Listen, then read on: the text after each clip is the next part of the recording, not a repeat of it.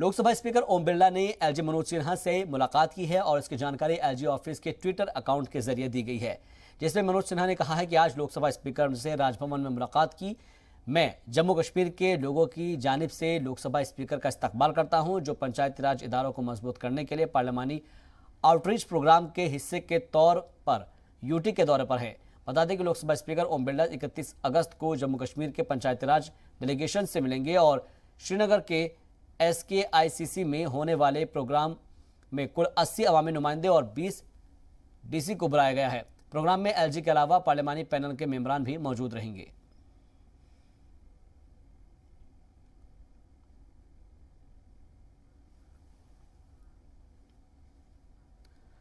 हालांकि इसके पहले लोकसभा स्पीकर ओम बिरला लद्दाख दौरे पर पहुंचे, जहां पर उन्होंने कई तरह के प्रोग्राम में शिरकत की। उन्होंने लेह और Ladakh autonomous hills development council की मीटिंग की और इसमें हिस्सा लिया। अपने खिताब के दौरान उन्होंने आज़ादी के 75 साल पूरे होने पर सभी को मुबारकबाद पेश की और आज़ादी के लिए सालों तक चली लड़ाई का जिक्र किया। उन्होंने आज़ादी के लिए अपनी जान की कुर्बानी देने वाले शहीदों को याद किया।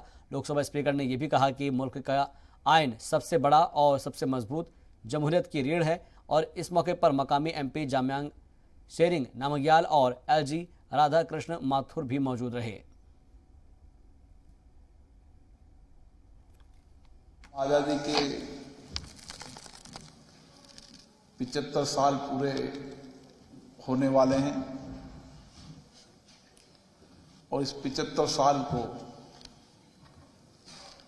हम देश में अमृत महोत्सव के रूप में मना रहे हैं।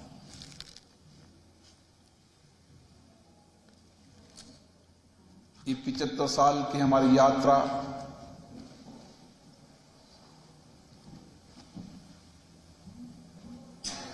ने एक मिसाल कायम की है, क्योंकि आजादी के प्राप्त करने के लिए हमने लंबा संघर्ष किया, बलिदान दिया, उसके बाद हमें आजादी मिली। मैं पूरे लद्दाख के वासियों की ओर से आदरणीय श्रीमान ओम बिरला जी को बहुत बहुत धन्यवाद देता हूं, क्योंकि आपने 3 दिवसीय लद्दाख के प्रवास के कीमती समयों में से समय निकाल के इस काउंसिल के शोभा बढ़ाने के आपने हम सबको एक मौका दिया। मैं पूरे लद्दाख वासियों की ओर से आपको अभिनंदन करता हूं और साथ ही साथ लद्दाख ऑटोनॉमस हिल डेवलपमेंट काउंसिल कारगिल की ओर से भी आपको अभिनंदन करता हूं।